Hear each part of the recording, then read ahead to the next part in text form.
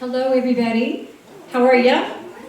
So I want to thank you for coming to hear John Lewis's story.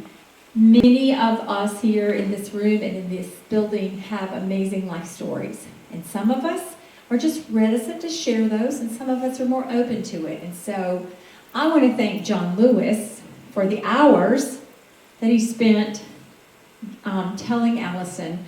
He gave Allison a history lesson.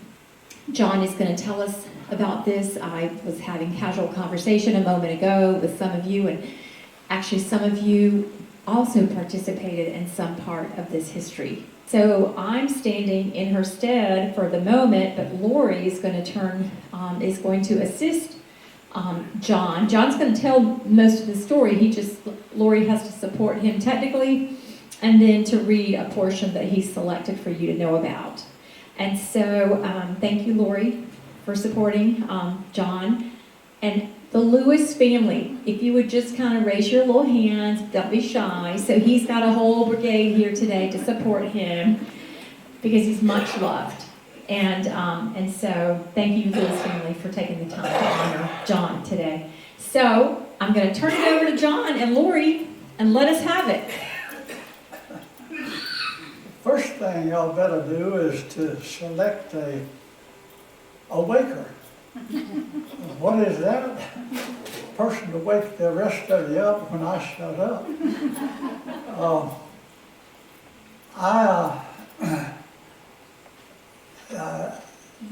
It's a little hard to know where to start. You know, when you go into service, like I was right out of high school, you don't know anything. You think you know a lot, but you don't.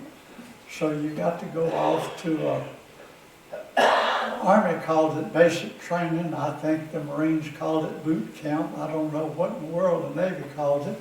But anyway, when you get to basic, the main thing they want you to learn is to obey what somebody tells you without any questions, without any thinking, just do what you're told. And you spend about 6 weeks with that drummed into you. Of course, you have physical therapy and mental therapy and a whole lot of other things.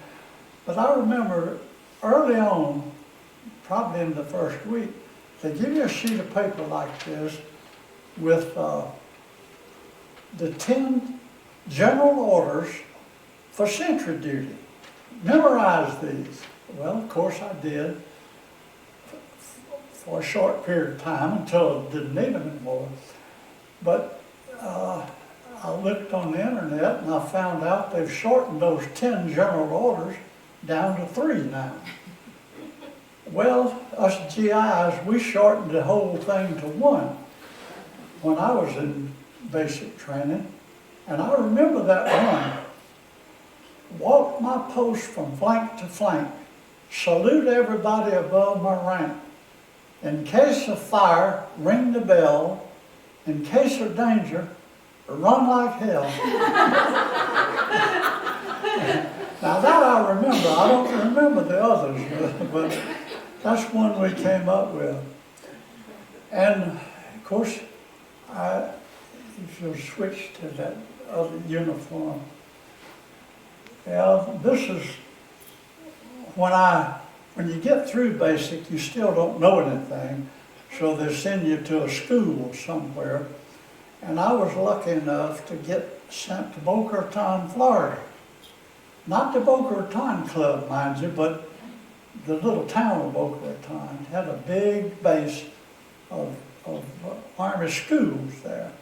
And radar fundamentals was one of them, because again, you don't know anything. You got to learn what a tube is and how to plug it in. But then,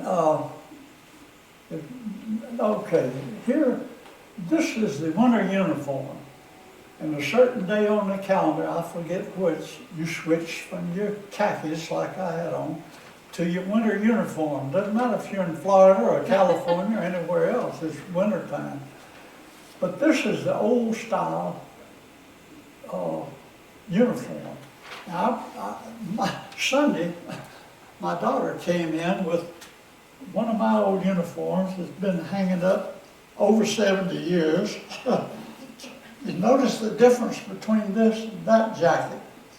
This is called an Eisenhower jacket, or Ike jacket. Eisenhower didn't like those tails any more than the rest of us, but he was in a position to design a more practical jacket. And I put this one on Sunday, but I couldn't get it off. It's heavy wool and it must have shrunk or something happened to it. But it was a place to show your rank. And of course, when I was discharged, I was staff sergeant. Without the arc under it, it's a plain sergeant. 2 arcs as a tech, 3 as a master sergeant. You put a diamond in the middle, that's a first sergeant.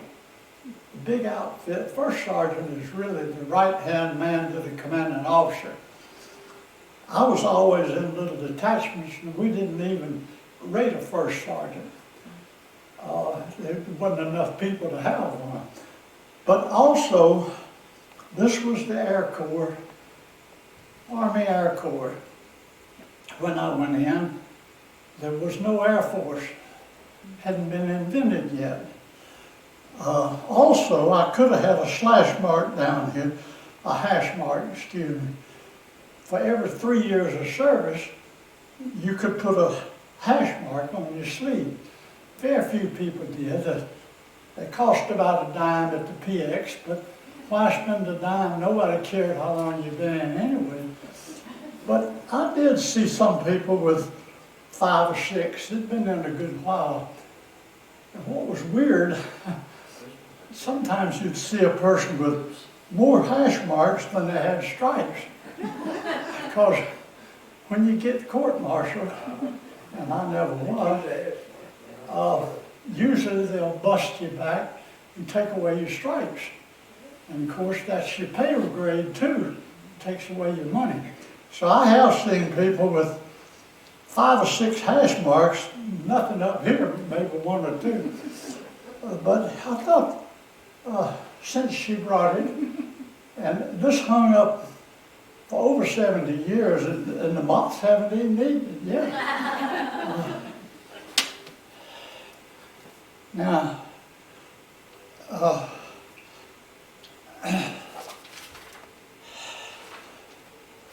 after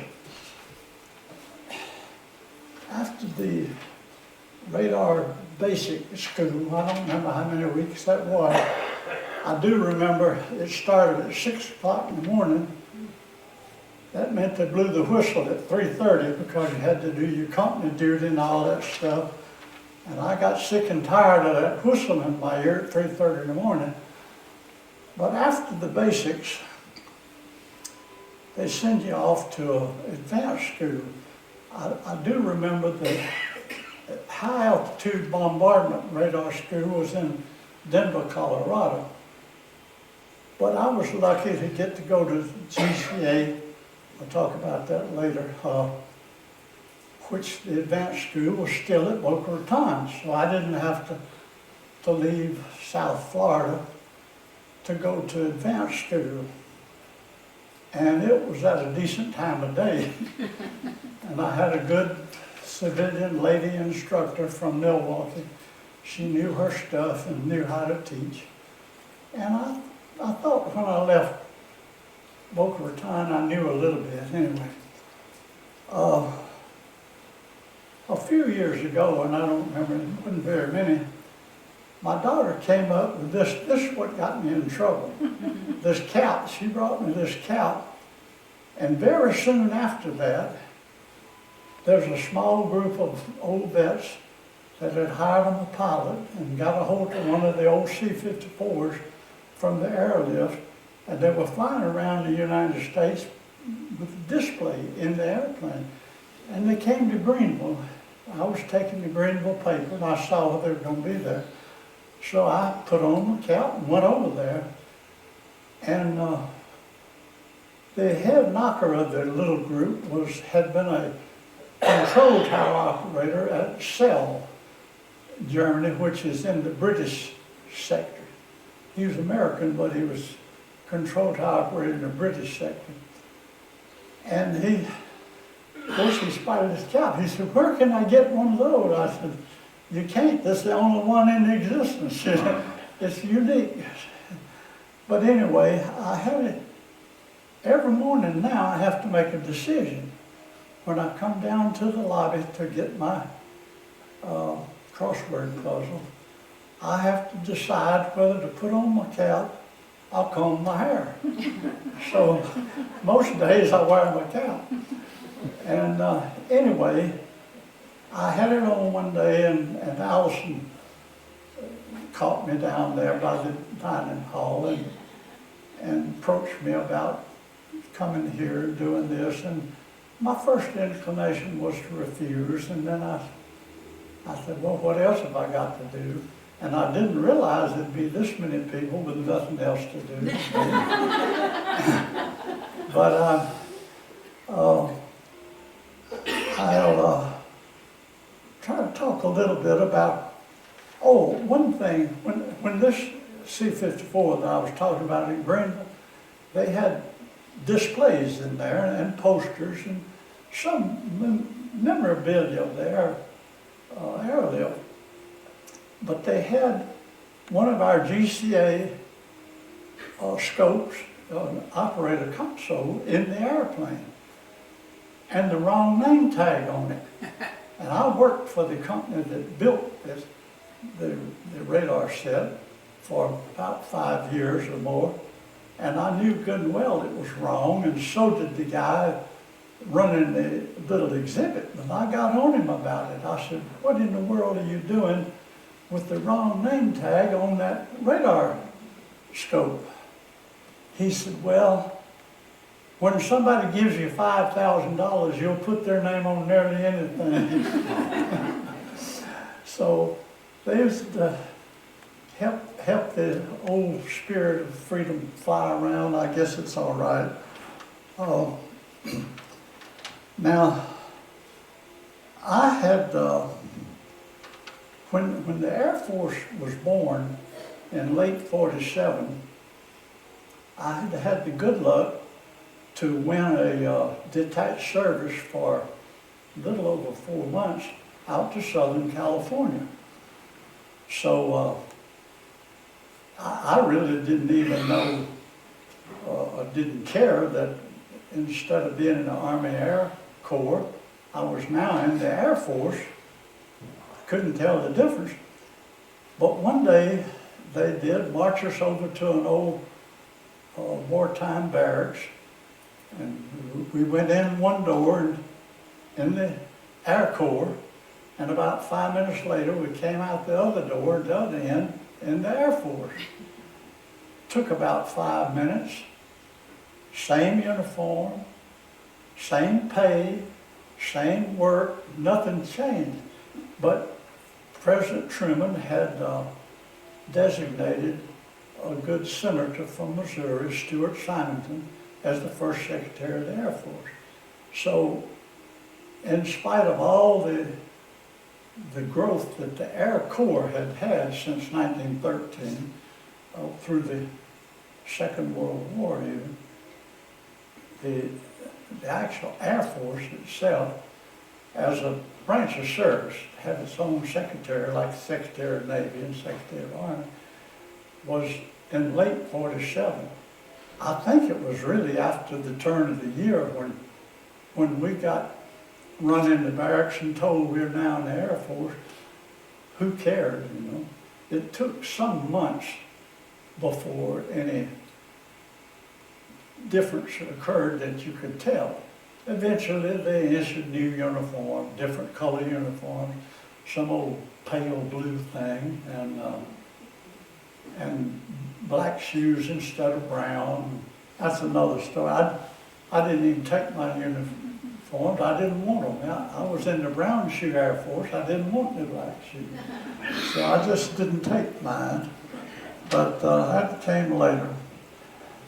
But while I was out in California enjoying the sunshine, on Christmas Day of '47, nobody remembers this, it started snowing in the Northeast, and particularly New York City. And it wasn't a blizzard, just a nice heavy snow for 24 hours and about 25 inches. Covered up New York City, covered up the cars parked on the street. And I hate to tell people New York, but folks west of the Mississippi River don't really care what happens back in New York. But some of that snow accumulated out in the Great Plains, Kansas, Nebraska, and the Air Corps got some old C-47s, and ranchers in other part of the country donated hay, and they had a hay lift. You probably never heard of it, but a good friend of mine, my best buddy, I had left at Scottsville in Illinois. He got drafted to go out there and operate a little radio beacon for these planes that was dropping hay for the ranchers that cattle were stranded. I didn't even know this till I got back to Illinois. But anyway, that snow that winter was just a lead-in for the next winter. The next winter, a real blizzard hit from the Sierra Nevadas all the way to Missouri. I mean, it blanketed that whole country. And the ranchers couldn't get out to feed their cattle, and sheep in Idaho were dying. And so they really picked up a hay lift for that. And one old rancher in Nevada, you don't think of there being many animals in Nevada, but there were some sheep. Well, the first pass, the plane came over and dropped those heavy bales of hay, took his front porch off. Well, the next pass, his wife had just got a new washing machine. Hardly anybody had them in those days. And of course, they didn't put a washing machine in the house. He had built her a wash house out in the yard. Well, it demolished his wash house. So he saddled up his horse and rode into Fallon, Nevada, and called the airlift people and said, if you drop anything more on my farm, it's going to lead to divorce. I don't want no more help. But that gave the Air Corps and the Air Force a little bit of introduction to lifts. They didn't know what was going to happen later that year. But when the Second World War quit shooting, Eisenhower, you might remember, had halted our troops short of Berlin. They could have beat the Russians there, but Ike and the higher powers decided the Russians had been through so much to let them take Berlin. And so we waited on them. And that's the last thing the Germans wanted, to see Russians, because of what Hitler had done. And remember, Russia was our ally. There was four of us, you know, France, if you can count them, the English, Americans, and Russia against Germany. Well, at the Potsdam Conference, the decision was made that the inevitable was going to be soon, and we're going to split Germany up, the four different sectors, the Russians getting the bigger sector, of course. And we let Russia have Berlin. And when they took Berlin, they killed as many as they could, but there was over 2 million Berliners left in a pile of rubble.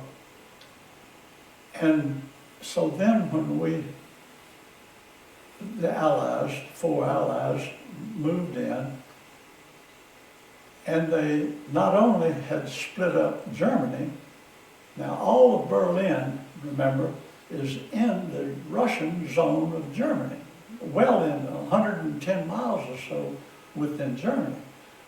But each of the other three of us, allies, got a piece of Berlin. Now that's a pretty difficult situation when you control a piece of a city that's sitting within another nation. It's hardly tenable at all. Well, but before ill feelings got too far along, the Russians had signed a written compact that we would have 3 corridors, 3 air corridors into Berlin, 20 miles wide. Now, 20 miles sounds pretty wide if you're in a horse and buggy, but with airplanes going both ways, 20 miles is not all that far, is it, Fred? So anyway, we also had access by rail, hauling coal, highway, and a canal into Berlin. Well, Stalin, for whatever reasons, and I remember in the news when our convoy was led by a captain, I forgot his name, was leading a convoy on the Autobahn into Berlin one day, and the Russian guard, small group of guards, stopped him and said the Autobahn is under repair. Well, anybody that's been on the Autobahn knows Hitler didn't make them to be repaired. If he needed repaired, he would have had the contractor shot. That's where he saw a problem, having it shot. But anyway, young as I was, I thought, well, why didn't our captain just shoot his way through? But cooler heads prevailed, and World War III hadn't really happened yet. We keep trying, but we hadn't made it yet. But anyway, all of the land and canal access was shut down except the air corridors. Now, why weren't the air corridors shut down? Because the Russians had firmly agreed that we would have those. Now, we had a senator, digressing a little, long ago before I married, I've forgotten his name. He understood enough about the Russians to try to tell our Congress, look, the Russians will do what they agree to written down on paper. Forget about the spirit of the thing. There ain't no such a thing to the Russians.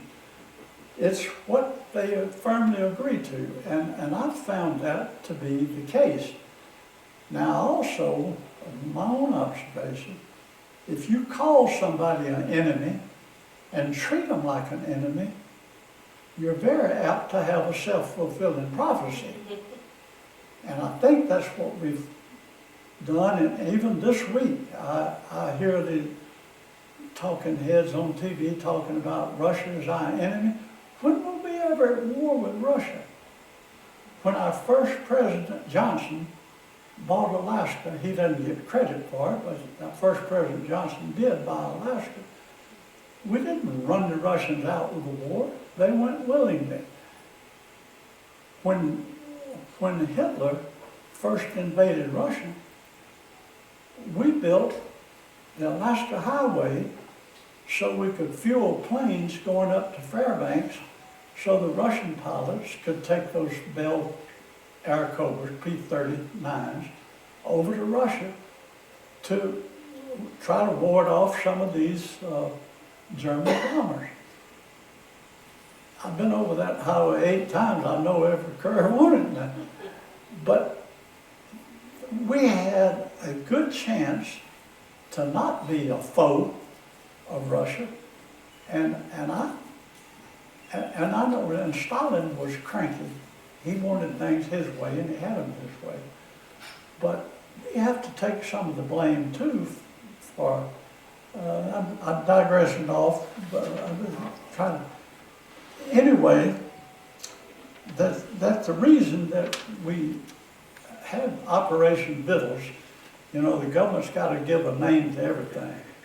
the invasion of Europe was Operation Overlord. Well, Eisenhower called his book Crusade in Europe. I read that years ago, probably some of you have.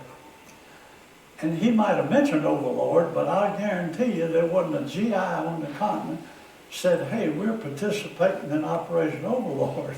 And we just don't pick up these official government names.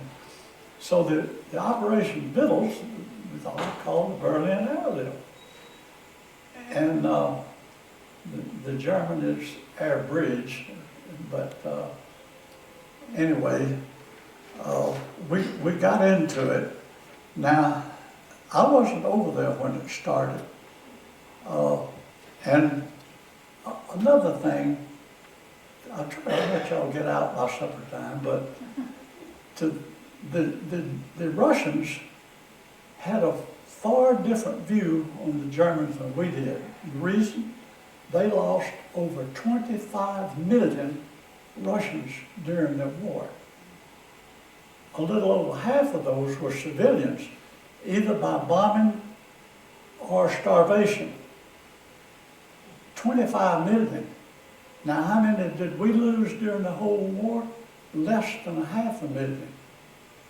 Now, of course, that's a lot. The population of North Carolina is less than 12 million, I think, today. So, over twice the population of this whole state, the Russians had lost. As far as they was concerned, there was 2 million too many Berliners left. They didn't care if they starved to death. Why would they sure weren't going to spend any time, effort, or money to feed a true foe. But we had Secretary of State George Marshall, and he and Truman had started the Marshall Plan, and the decision was made, rather than move off and leave Berlin, we would try to sustain them. Experts were put to work to figure how much was needed, and it was, first estimate was 4,500 tons per day of food and coal. Well, the only planes were available, the C-47. Everybody called it the Goonie Bird.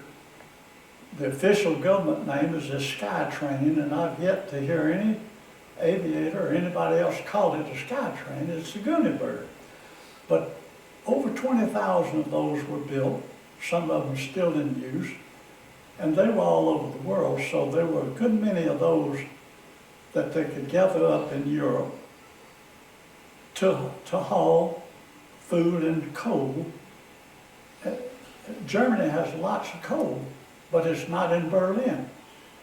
And so we had been hauling it on the train when they cut down the train traffic to zero. Now you got to haul coal on an airplane. Well, the fully fueled carrying capacity on the C-47 is, guess what? 3 tons. A big pickup carries that. But anyway, they gathered up these old Goonie Birds, and plenty of them in Europe, and went to hauling food and coal into Berlin from the western sectors in Germany. Now, how did digress again, how did those C-47s get to Europe? We needed them over there to drop paratroopers, but you couldn't go the North Atlantic route because early in the war, the Germans controlled Iceland. They didn't go to war to take Iceland, they just moved in there and built them a big radio station, and we couldn't use Iceland. So a good buddy of mine in Louisiana was a pilot, C-47 pilot, and he was given his C-47 in the States somewhere, I've forgotten where, get this thing to England. And how do you get to England? Well, you go down through Central America, Panama, go to Brazil. Natal is out on the coast of Brazil. And then you head across the South Atlantic. And halfway out there, thank goodness, there's a little bitty spot called Ascension Island. If you miss Ascension Island, you're like Amelia Earhart. You're never heard from again. So he had to go to Ascension Island, fuel up, go to the Gold Coast of Africa, then to Gibraltar, and then on up to England. And that's how they got over there early in the war. They didn't load them on a carrier, and carry a whole bunch of them. They flew them. And so a lot of them stayed in Europe, whether they were needed or not. But they were available to start this, what we call the Berlin Airlift. And I'm glad to kind of, okay, now the call went out. The Army has a good grapevine. You find out things, I don't know how, but you wake up some morning and you know stuff. Well, they wanted my MOS over in Europe. The trouble was, I was on the 3rd year of my 3-year enlistment. Well, back then, they didn't send you over there for a few weeks or a few months. If you didn't have a year to spend overseas, they didn't bother sending you. So to go meant I would have to extend my enlistment. Well, me and an old buddy from the Catskill Mountains in New York were out working in our GCA trailer one day, just the two of us, and we were talking about this possibility of going to join an airlift, which was already underway. And one of us, I don't remember which fool, said, "I will if you will." But he threw his tool down in the floor and jumped out the door into an old Dodge weapons carrier, and we went barreling over to our orderly room, and he jumped out and ran in yelling, "Louis going to extend his enlistment! Louis going to extend his enlistment!" Didn't say nothing about the airlift. And so it took a clerk about 5 minutes, and my 3-year enlistment was up to 4. And then I told him, well, I'll go to airlift. And in the meantime, they had been using these C-47s over there to fly into Berlin, but we had 54s were already in service by the C-54s, which are 4-engine plane. It has a 10-ton capacity, so that's quite a step up from 3 tons. So they began to put the word out all around the globe. If you can spare the 54s, get them over to Germany. Well, I got on one of those at Westover Field, Massachusetts, and we flew the North Atlantic route. Then we went to Newfoundland and then the Azores, which is a little jag out of the way. And the plane stopped for fuel in Prestwick, Scotland. And a bunch of us, not just me, but a whole bunch of us, were kicked off there to go to Burtonwood. And the old plane went on over to Germany. Well, we took a train down to Warrington, Lancaster in England. And when they got to passing out the duffel bags, I didn't have one. I had what I had on, period. I mean, and a duffel bag fully packed is about 80 pounds of everything I owned. And I didn't have one, and I was kind of upset, but what you gonna do about it? So I moved into a Nissan hut, which is just like a Quonset hut, only it's made out of some kind of composite stuff, not real metal like a Quonset. And I didn't even have a pair of shiny shoes. I had on old rough-out combat boots. But some weeks later, several weeks later, my duffel bag showed up. And what had happened instead of putting my bag in the belly of the plane where everybody else was, they stuck it in the nose cone. And it went on to Germany, and they hauled coal for a few weeks. And one day they opened the nose cone, and there's my duffel bag with my name and 182574797, serial number stencil on it. And there happened to be a guy, a GI there. He wasn't a friend of mine, but he did know me enough to say, hey, Lewis got off in Scotland. He's down at Burtonwood. And somebody got that thing on one of the planes coming to Burtonwood to be overhauled. I'll finally get to that in a minute. And I got my stuff. I was glad to see it, I'll tell you.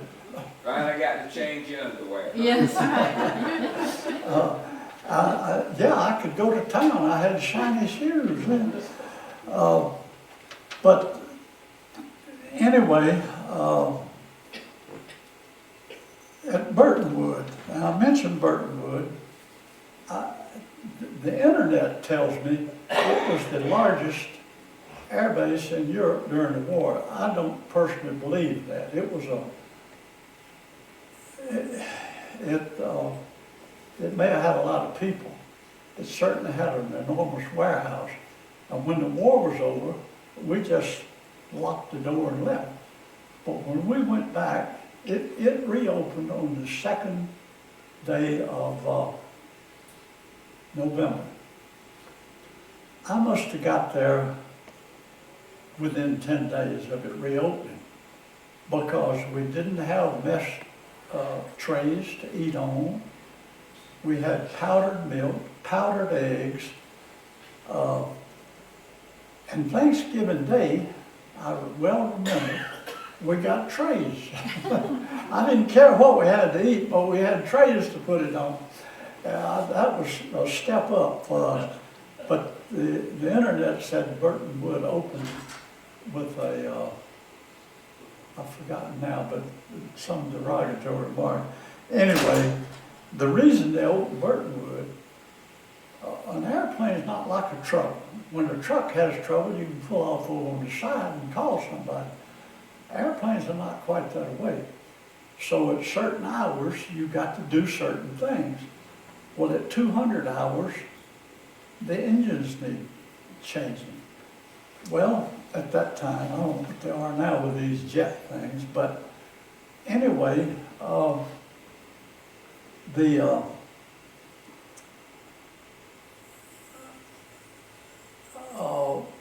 in Germany, they were too busy loading and unloading and doing maintenance, emergency maintenance.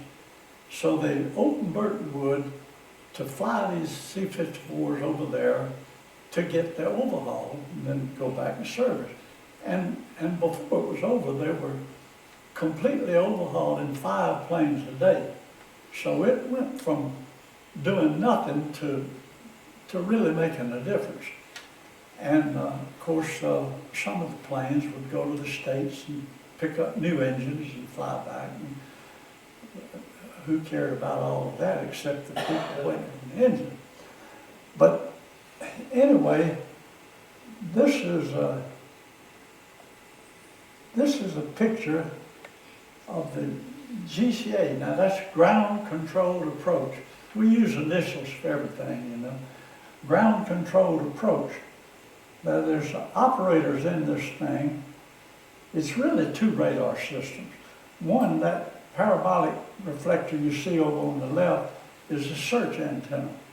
It has a range, with good luck, of 30 miles, but it's only 2 dimensions. You can only detect direction and distance, nothing in the world about height. The blip on the screen looks the same if you're 10,000 feet or if you're fixing to hit the ground. You can't tell the difference. And these other 2 antennas, that was the azimuth and the elevation. That elevation is 14 foot tall, by the way. And behind there is an extruded piece of aluminum that cost $1 billion a piece then. I don't know what the whole unit cost, but I know what that extruded antenna cost because I had to go up to Maine one time and salvage one and bring back to Illinois and put in the unit there. But that was $1 million. But this GCA unit, all the pilot needed was a radio. If he could receive the operator talking, he didn't need anything else. Now it would be good if he had some other things, but if you could talk a pilot down, if he had the guts to follow your instructions, and they didn't always. I've seen the time when, but anyway, Burtonwood was, it was a joint to the airlift, but it was to overhaul the planes. It didn't carry anything back and forth. Now, one night, I was standing behind the search operator. We were waiting on the C-54 to come in, and at 28 miles, I saw one blip. That antenna rotates once a second, so you get a strobe every second. I saw one blip, and I told the operator, I said, there he is. And we both saw him the second blip. We never saw it again. And of course,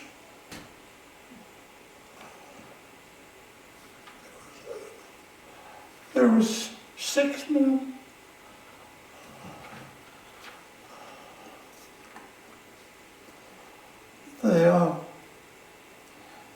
Now, another thing that happened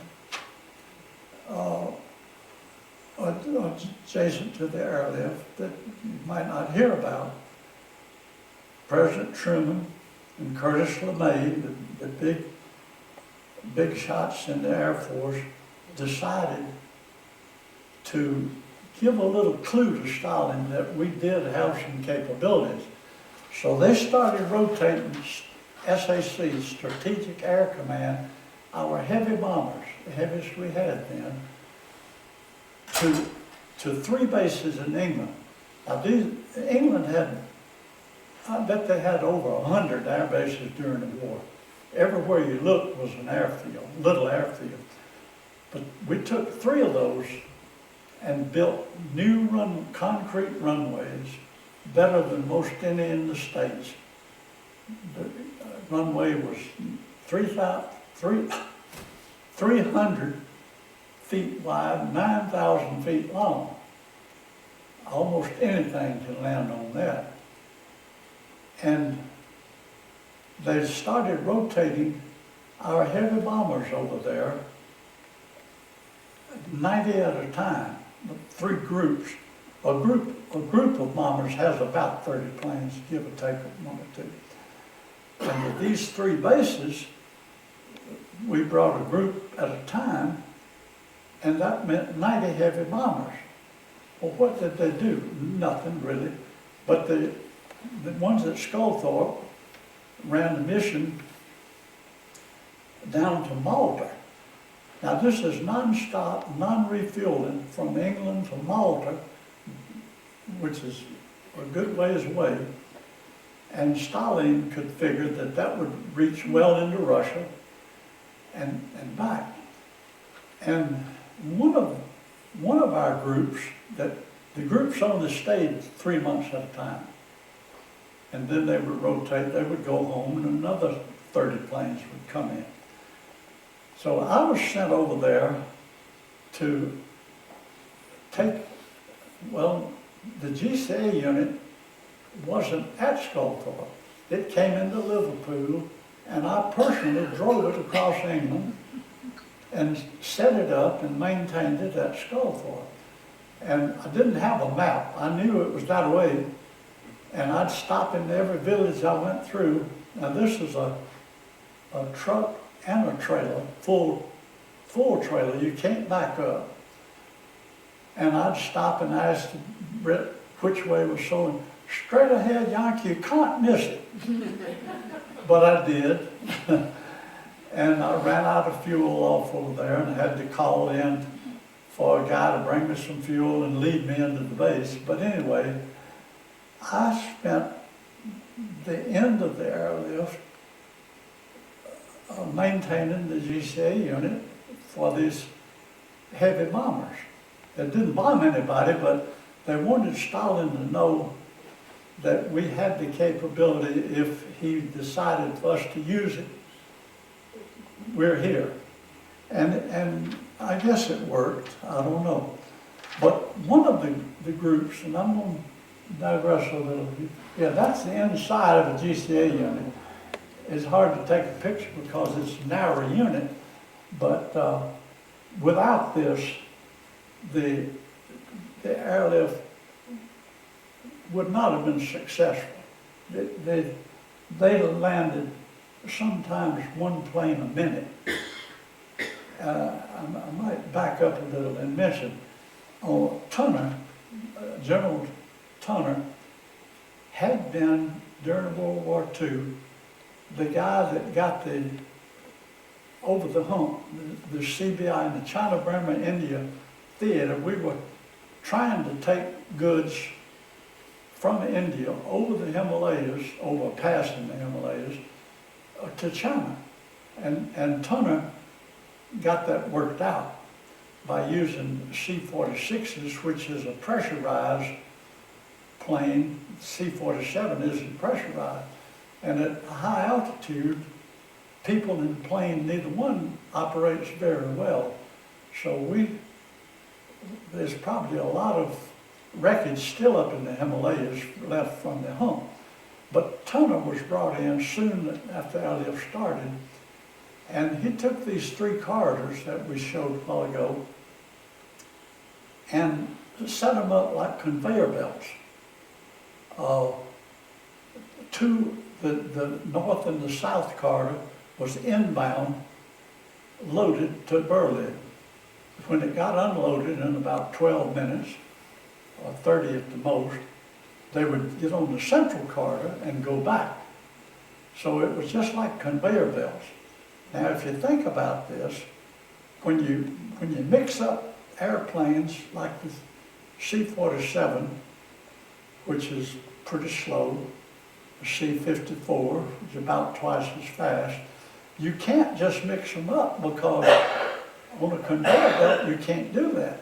So they would have to put a block of planes, say 15 planes, of one type to go in, and then another block of the other type. And during all this, a C-74, which you probably never heard of, there were only 13 built in California, and one of those crashed during its test flight, so we had a dozen of them, all based down in Alabama. But for some reason or other, one of them was sent on a mission to Berlin, not to join the airlift, but while it was there, General Turner, put it to work and made about 19 trips. Well, the C-54, remember now, could carry 10 tons. The C-74 carried 25 tons. And so in 19 trips, I think, that's quite a bit of flour or coal, whichever one you want to call it. Gosh, I didn't really mean to keep y'all too dark, but while I was at Sculthorpe, one of these 12 C-74s came to Sculthorpe. I don't know why, only once. But when it landed, it had a radio out. And how they got up with me or why, I don't know, but somebody must have told them that Lewis was a fix-it guy. And one of the crew came and got me and carried me up in this monster airplane, biggest I'd ever seen till then. And I didn't know where they hid the radio. And the crewman had to show me where it was. And with brute force and ignorance, when they left there, it was working. I hope they got to Alabama. I don't know, but I maintained the radios that we had in the GCA unit because, you know, without the radios, there's no use having a radar unit. But I hadn't even been to radio school, but you know, you get by sometimes with little luck. Now, when the Lucky Lady 2 was there for her 3 months, old Queen Mary, that's the widow of George V, was still alive and active, and she decided she wanted to see this airplane. Well, what was Lucky Lady 2? It was the first airplane that ever flew around the world non-stop. Now think about that a minute. It was a propeller-driven aircraft, circled the globe. How long did it take? A little over 94 hours. Well, they had to have refueled it. They refueled from the Azores, Saudi Arabia, Philippines, and of course Hawaii. And then from Hawaii to Fort Worth, Texas. That's where it left from, Fort Worth, Texas, 24,000 something miles back to Fort Worth. Now this is what amazes me. A pilot has to file a flight plan, and he puts down his ETA, his estimated time of arrival. And the Lucky Lady 2 had a flight plan filed at Fort Worth, going around the world, and it landed within 2 minutes of its ETA. Well, the Queen Mary wanted to see that plane. So, being a small base, the base commander called us all out to the flight line, and he got up on a mechanic's platform so we could hear him. And he said, look, the Queen's coming tomorrow. She's going to come down this, well, they only had one road out to the parking areas anyway. He said, I want you to line up on both sides of this road, dress off, and you can stand at parade dress. And when she comes by, you snap to attention. When she gets by, you go back to parade dress till she comes back. Any questions? Well, he shouldn't have done that. There's always one. Way back in the back, this kid stuck his hand up. Okay, son, what if it's raining? He said, you stand there and get wet while she drives by. But she came and we got to see the old Queen. Now the C-74 was the forerunner of one of the largest. We were looking for a large transport plane. So from the 74, Douglas developed the C-124. And my brother came along after me, and he flew one of those several years. But the C-124 carried 37.5 tons. I told him, that's more than I want over my head, I tell you, with nothing holding it up but air.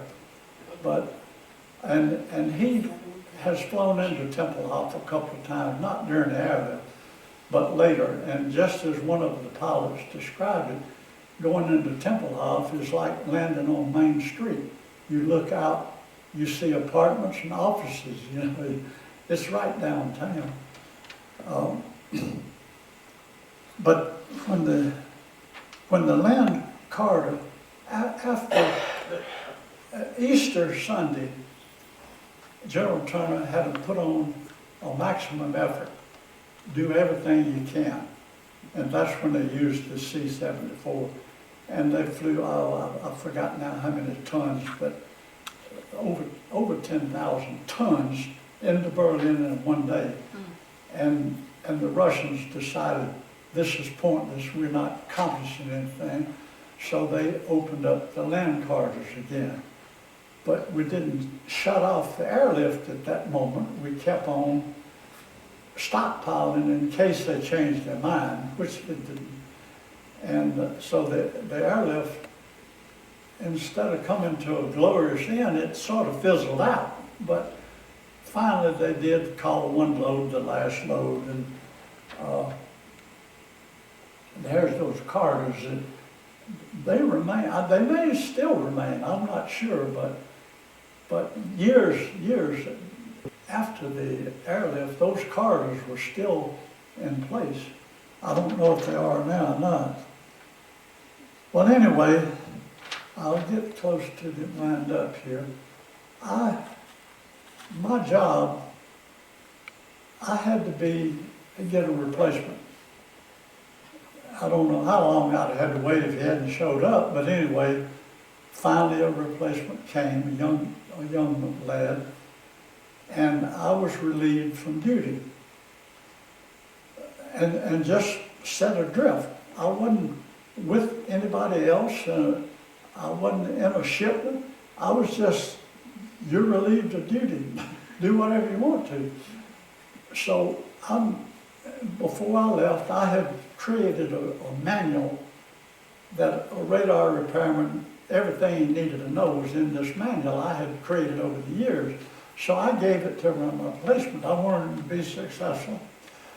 And I caught the train and I went back to Berkenwood and trying to get me a lift back to the States. And every time I'd get booked, here'd come an officer along and bump me, and I'd have to wait for another plane. I did that for at least a week, trying to get back to Westover. And finally, I think it was a Saturday, I'm not sure, I got away from Berkenwood for the last time, and back to the Azores, and I got back to Westover, Massachusetts, 2 days before my discharge, and it didn't take me long.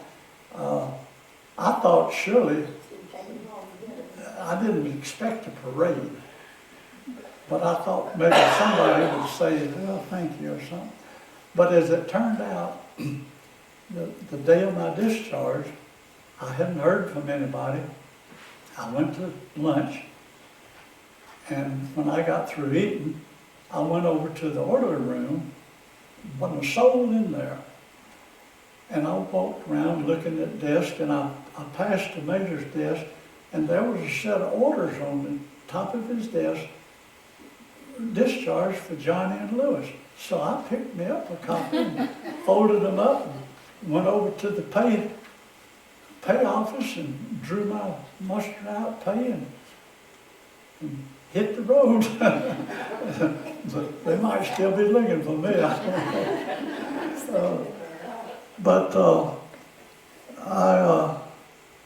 I left the States from Westover, and I wound up back at Westover. And of course it was a good many months after the airlift was over. But to me, like a lot of, General Mace said, talking about the airlift, it's like water dripping on stone. It's just something you did, you know. And I'm glad we did. Thank you. Thank you.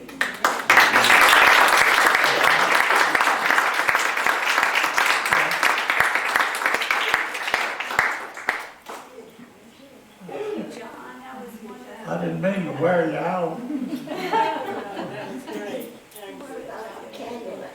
Thank you, John. I know you didn't get to say everything you wanted to say, but I got to read the entire speech that he was going to give, or did give. And there's some other neat facts, so if you ever want to talk to John, and he can tell you some more about the candy they drop to children, and some other neat things like that. Yeah. You're oh my goodness. We got to mention that. Yeah, I was gonna say. Well, I can read that really quickly if you like. It's the one thing that we missed. One of the pilots was an exceptional guy, and he instituted what was called little diddles. And read that to him. I'm sorry. And I kind of find some humor that they called him the candy bomber. About 30 children, aged 8 to 14. Not one pestered or begged him for candy or gum, the tokens of affection that so many German children had come to expect from the GIs in World War II. Don't worry about us, the children told Halverson in broken English. Just give us a little to eat for now, and someday we'll have enough.